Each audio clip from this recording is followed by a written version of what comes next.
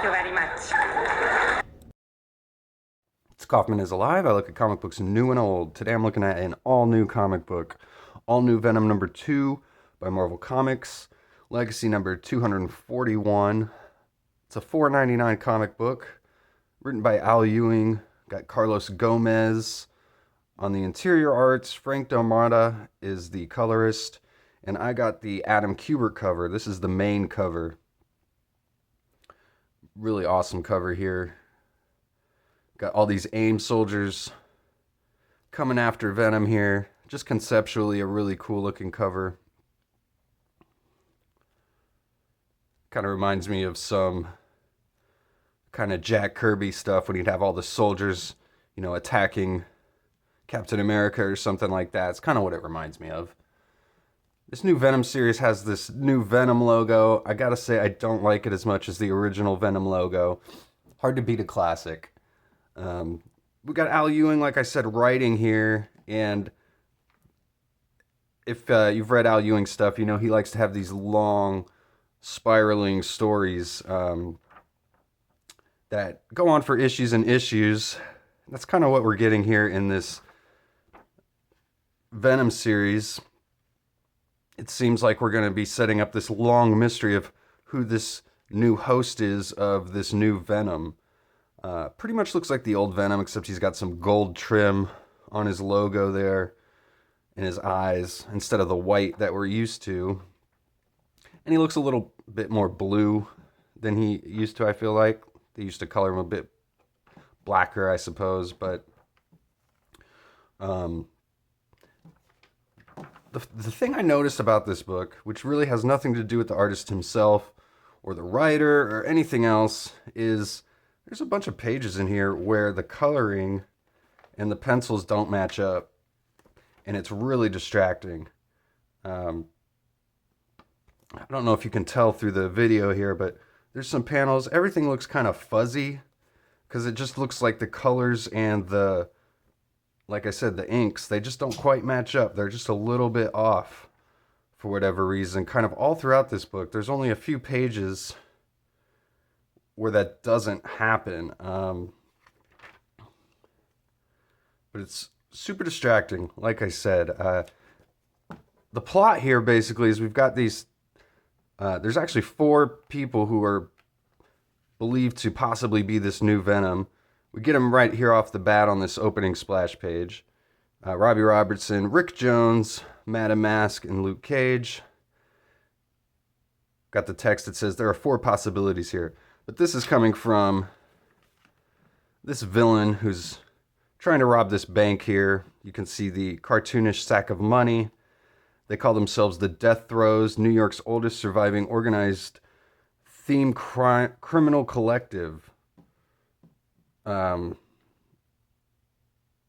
guess they all have different themed costumes, or I don't even know. Super goofy. Some Saturday morning cartoon stuff for sure going on here. Some absolutely cringy dialogue from this pirate themed character.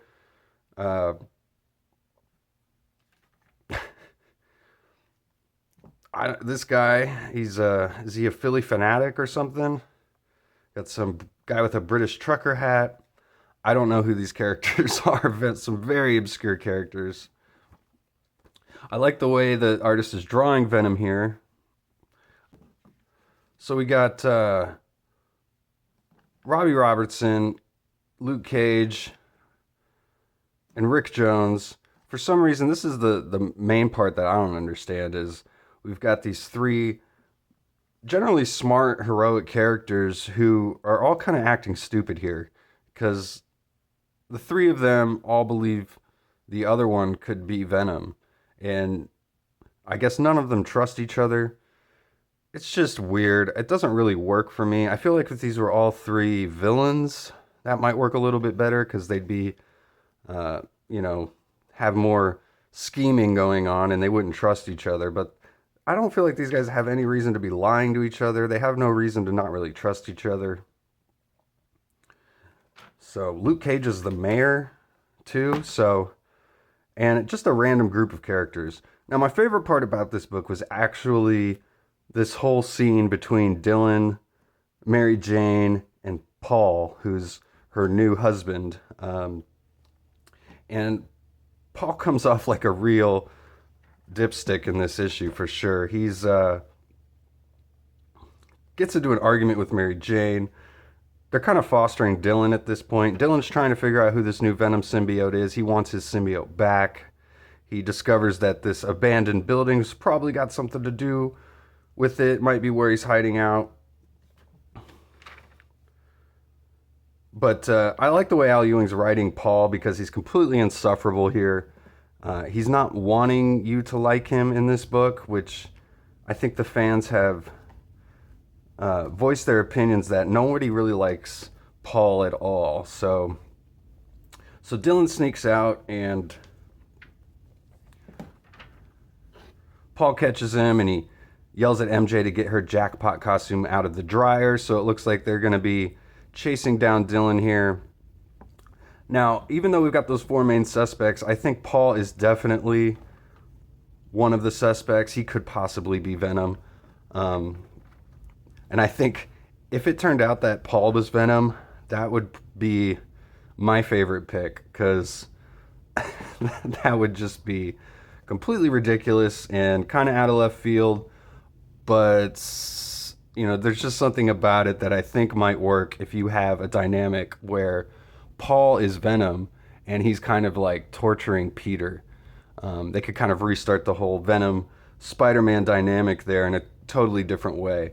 And I think I would like that. I would really like the direction they're going. Unfortunately, this is Al Ewing, and that probably won't happen for like 30 or 40 issues.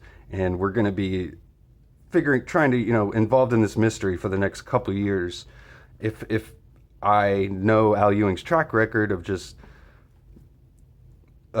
pushing these stories further and further down the road to the conclusion, which is kind of what I felt like he did in the last Venom series, which just led right into this and took a real sharp left turn. So we get Venom here. He gets blasted right in the face, and Dylan says, "So it's not Luke Cage." I guess he's saying that because he's not bulletproof. So, and that's how we end the issue. So just a really weird issue. Doesn't really take itself too seriously at all. Feels like a Saturday morning cartoon, like I said. Some of the printing errors in this really hurt this issue for me. I did really like I said, this one scene here I thought was well written. I don't know if I can really recommend this comic book, though. I love the cover, and I'll probably be sticking around for an issue or two more on this Venom series, or I might dip out until they kind of reveal who Venom is. I don't know if I'm really too invested in this mystery at this point. Like I said, my vote is for Paul to be Venom. I think that would be great. So anyway, that's all I got for today. Thanks for watching. Please subscribe. I'll see you guys on the next one. Go read comics.